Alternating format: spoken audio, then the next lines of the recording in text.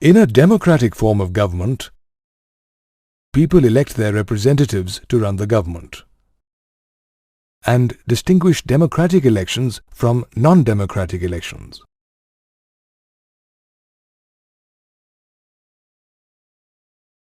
Since 1982, the state of Haryana was ruled by the Congress government.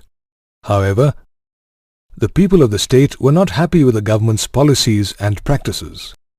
As the time for the next state elections approached, an opposition leader, Chaudhary Devilal, promoted the Nyaya Yuddha, or Struggle for Justice movement, and formed the Lok Dal party, and joined hands with other opposition parties against the ruling Congress government. In the election campaign, Devilal promoted the Nyaya Yuddha.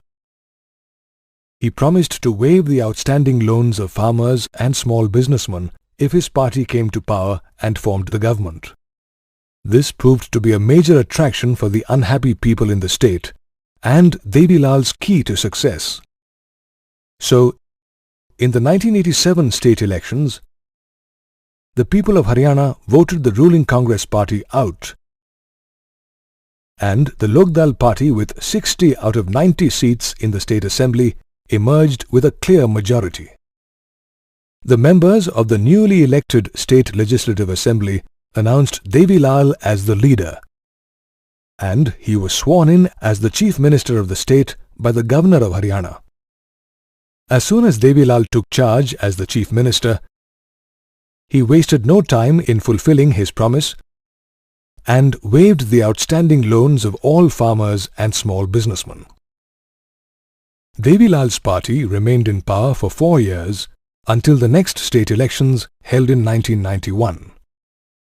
This time, his party lost the election, and the Congress again came to power. We've learned that people in more than 100 countries all over the world select their representative through elections. Some of these countries are democratic, while some are not. What's the need for an election in a democracy? Firstly, we need to appreciate that in a larger community, it is not possible for all people to sit together regularly and decide on various matters of concern. Therefore, people elect their representatives to manage these decisions. The process by which people choose their representatives at regular intervals is known as an election. The process of election in democratic countries differs from that of non-democratic countries.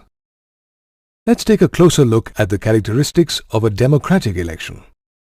Firstly, everyone has an equal right to vote. Secondly, different parties and candidates contest freely in the election, and the voters have a right to choose their representative from the different contestants. Thirdly, the right to choose a representative is available at regular intervals. Therefore, elections are held at regular intervals of few years. Another characteristic about a democratic election is that the preferred contestant is elected. And finally, it's important that the elections are carried out in a free and fair manner. That is, every person has a right to choose his or her representative on his or her own will. How healthy is this competition? Well, let's analyze some of the advantages and disadvantages of an election as a form of political competition. Let's first focus on the disadvantages. The greatest impact of a political competition is the sense of disunity that arises among different political groups across different localities. People begin pointing fingers at each other for the simplest of issues and aim at winning the election by hook or by crook. These unhealthy practices deter the system to plan for long-term growth of the state or nation. Another major disadvantage of political competition is that good and deserving people hesitate to participate in this unhealthy competition, and as a result, the people lose out on an able representative. However, a healthy political competition can also drive the nation towards growth and prosperity. Let's see how. Now, we all accept the fact that the politicians of today may have a sense of duty to serve the people they are representing. However, they also have an aspiration to grow their own political careers. Many of these politicians may not even have an understanding of the real issues of the people or how they could solve them. So, what's the way out? Well, one way is that we can consider educating them about their roles and responsibilities. Another more practical approach to the situation could be to define an appraisal and award system for politicians based on their performance in their political careers, where people appraise their political representatives. This is what is called electoral competition. In an electoral competition, politicians who keep the people happy earn an incentive in the form of a higher chance of being voted for in the next elections, while politicians who fail to satisfy the people they are representing have lower chances of winning the next elections. Therefore, we can see that just the selfish desire of growing one's political career can be a good motivator for politicians and political parties. Every 5 years, the Lok Sabha and the Vidhan Sabha are dissolved, and the people elect new representatives. This is known as the general election and is carried. Sometimes, the Lok Sabha and the Vidhan Sabha are dissolved. Such an election is called. At times, apart from the general election, an election may need to be held for a single constituency due to the untimely death. Going back to the case study on the 1987 elections in Haryana, do you recall that a total of 9? The first step in the election process is to divide the entire country, or, for example, for the Lok Sabha elections,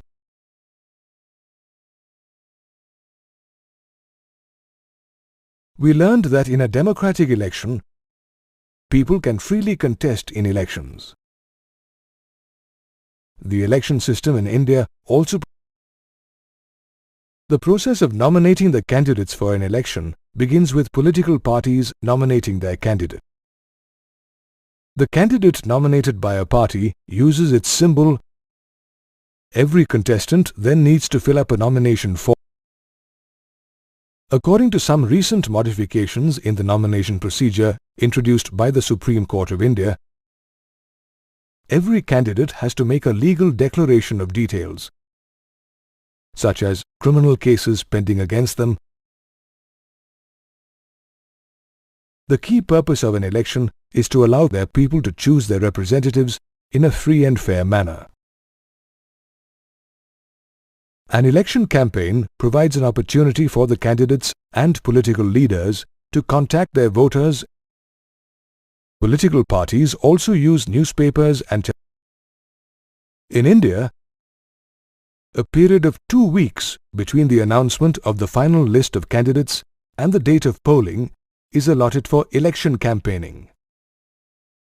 During the election process, we often hear reports of unfair practices, such as tampering of the voters' list, misuse of government facilities by the ruling party, exorbitant spending of money on campaigns by rich political parties, and threatening voters and rigging on polling day.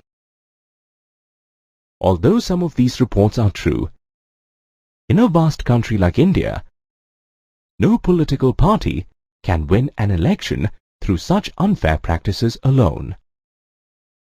India has a democratic election system. The election system in India is controlled and governed by an independent and very powerful body called the Election Commission, or EC. The Election Commission in India is equivalent to the judiciary. The EC is headed by the Chief Election Commissioner, who is assisted by several election commissioners. Under the guidance of the Chief Election Commissioner, the Election Commission of India performs several functions, starting from the announcement of the elections to the final declaration of the result.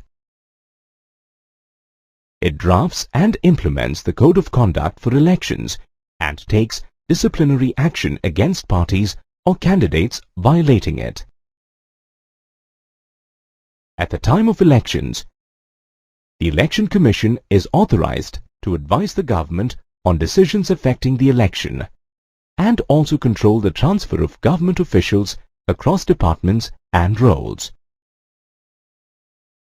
Indian politics in the last 15 years has seen the Election Commission evolve in its role from a policy maker to an independent and powerful administration system. The Election Commission has the power to order a re-poll in case it finds evidence of unfair practices during polling. Another method to ensure that an election is democratic is to analyze the pattern of public participation.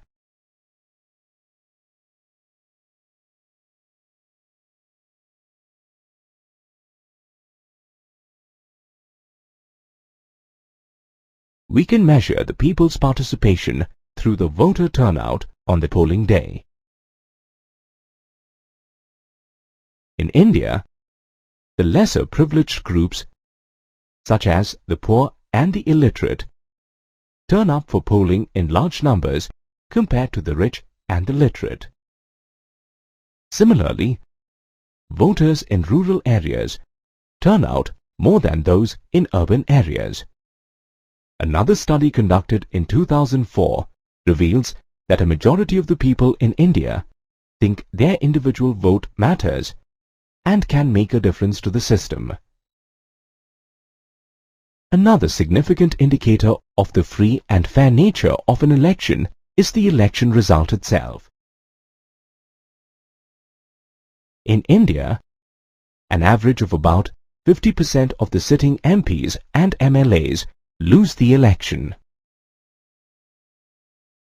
Again, in most cases, candidates known for their criminal connections or intimidating voters with money have also lost elections. For example, in the assembly elections in Maharashtra in October 2009, several candidates known to have criminal backgrounds, except for a few rare occasions, in most cases, the losing party accepts the election result as the people's choice.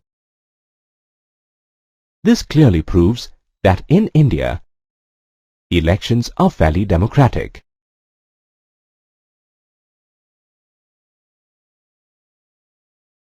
However, conducting a free and fair election has several challenges.